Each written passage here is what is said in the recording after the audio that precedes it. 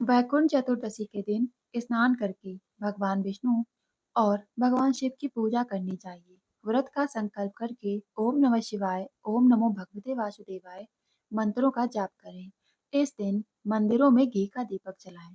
भगवान को तुलसी दल और फूल अर्पित करें और संभव हो तो कमल के 1000 फूलों से भगवान विष्णु की पूजा करनी चाहिए। शाम के समय नदी के किनारे दीपदान करना बहुत शुभ माना जाता है।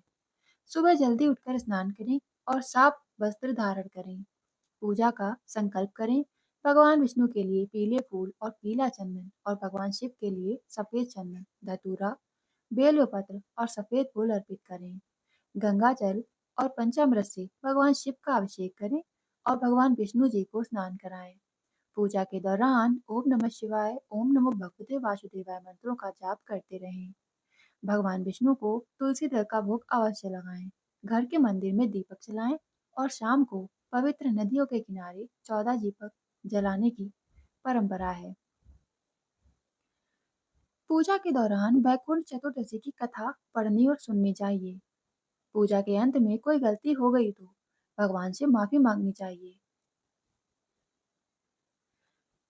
ऐसा माना जाता है कि वैकुंठ चतुर्दशी के दिन पर भगवान विष्णु, भगवान शिव की पूजा और आराधना करने से हमारे सभी मनोकामनाओं की पूर्ति होती है। भगवान विष्णु और भगवान शिव की पूजा और आराधना करने के लिए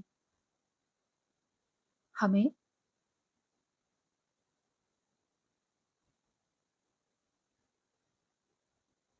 एक कथा के अनुसार भगवान विष्णु वैकुंठ चतुर्दशी की एक पौराणिक कथा के अनुसार भगवान विष्णु और भगवान शिव से जिसमें भगवान विष्णु भगवान शिव की पूजा करते समय अपनी एक आंख कमल करने को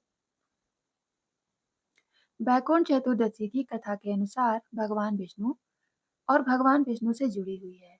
वैकुंठ चतुर्दशी की कथा भगवान विष्णु और भगवान शिव से जुड़ी हुई है, जिसमें भगवान विष्णु शिव की पूजा करते समय अपनी एक आंख अर्पित करते, जिससे प्रसन्न होकर शिव जी उन्हें सुदर्शन चक्र प्रदान करते हैं। एक अन्य कथा के अनुसार नारद जी द्वारा सामान्य भक्तों के लिए सरल मार्ग पूछने पर भगवान विष्णु बताते हैं कि कार्तिक मास के शुक्ल पक्ष की चतुर्दशी को व्रत और पूजा करने वाले भक्तों के लिए स्वर्ग के द्वार खुल जाते हैं और सीधे वे बैकुंठ धाम चले जाते हैं। एक बार भगवान विष्णु काशी में भोलेनाथ की पूजा करने गए। उन्होंने शिव जी को 1000 स्वर्ण कमल अर्पित करने की सोची। पूजा के दौरान उन्हें पता चला कि एक कमल का फूल कम है। भगवान शिव ने परीक्षा के लिए एक फूल छिपा दिया। जब फूल नहीं मिला तो भगवान विष्णु ने अपनी एक आंख, जिन्हें कमल नयन भी कहते हैं, भगवान शिव को अर्पित करने का निर्णय लिया। जैसे ही वह अपनी आंख भगवान शिव पर चढ़ाने लगे, भगवान शिव प्रकट हुए और उन्हें रोका। भगवान विष्णु के प्रेम और भक्ति से प्रसन्न होकर शिव जी ने उन्हें सुदर्शन चक्र प्रदान किया और कहा कि इस पवित्र दिन जो भी भक्त उनकी पूजा करेगा, वह सीधे वैकुंठ धाम जाएगा। इस वजह से इस दिन को वैकुंठ चतुर्दशी के रूप में मनाया जाता है। दूसरी कथा नारद जी से संबंधित है। एक बार नारद जी पृथ्वी लोक से घूमने एक बार नारद जी पृथ्वी लोक से घूमकर बैकुंठ धाम पहुंचे और भगवान शिव से पूछा कि सामान्य भक्त भी कैसे मोक्ष पा सकते हैं।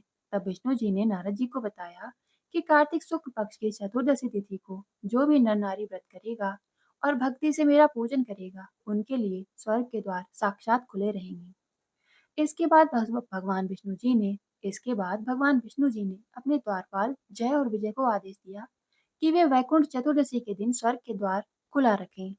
विष्णु जी ने कहा कि इस दिन जो भी भक्त उनका नाम लेकर पूजन करेंगे, वह वैकुंठ धाम को प्राप्त होंगे। वैकुंठ चतुर्दशी हर साल कार्तिक शुक्ल पक्ष की चतुर्दशी तिथि पर मनाई जाती है। इस दिन विधि विधान से भगवान शिव और भगवान विष्णु की पूजा की जाती है। वैकुंठ चतुर्दशी को वैकुंठ चौदस भी कहा जाता है। इस दिन काशी यानी वाराणसी में खास रौनक रहती है।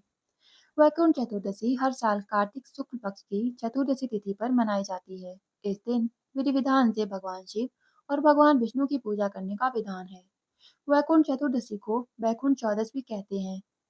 यहाँ बाबा विश्वनाथ का पंचोपचार विधि से पूजन और भव्य आरती की जाती है। इस दिन भगवान विष्णु की पूजा निशिता काल यानी कि मध्यरात्रि में की जाती है, जबकि भगवान शिव की पूजा अर्धोदय काल में यानी कि सूर्योदय से पहले के समय में की जाती है। भक्त काशी में मणिकर्णिका घाट पर प्रातःकाल स्नान करते हैं, जिसे मणिकर्णिका स्नान भी कहा जाता है। ऐसा माना जाता है कि यह स्नान आत्मा को शुद्ध करता है। इस पावन दिन भगवान शिव को बेलपत्र अर्पित करते हैं और भगवान विष्णु को तुलसी दल चढ़ाते हैं।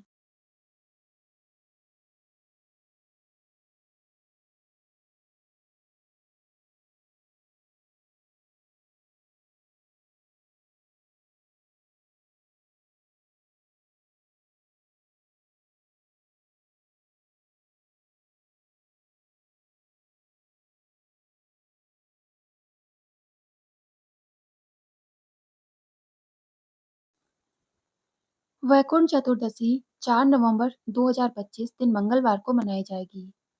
चतुर्दशी का मुहूर्त रात 11:39 से लेकर 12:31 तक का रहेगा। इस दिन भगवान विष्णु और भगवान शिव की पूजा की जाती है। सुबह जल्दी स्नान करके साफ सुथरे वस्त्र धारण करने के बाद पूजा स्थान को अच्छी तरह से साफ कर लें और वहां गंगा जल छिड़कें। एक चौकी पर लाल या पीले रंग का कपड़ा बिछाकर भगवान विष्णु और भगवान शिव जी की प्रतिमा या फोटो स्थापित करें। घी का दीपक जलाकर व्रत का संकल्प करें। पूजा में वस्त्र, मौली, अबीर, गुलाल, चावल, फूल आदि चढ़ाएं। भोग और आरती अपनी इच्छा के अनुसार भगवान को भोग लगाएं एवं उनकी आरती करें। घर के बाहर और घर के अंदर दीप जलाने की परंपरा है।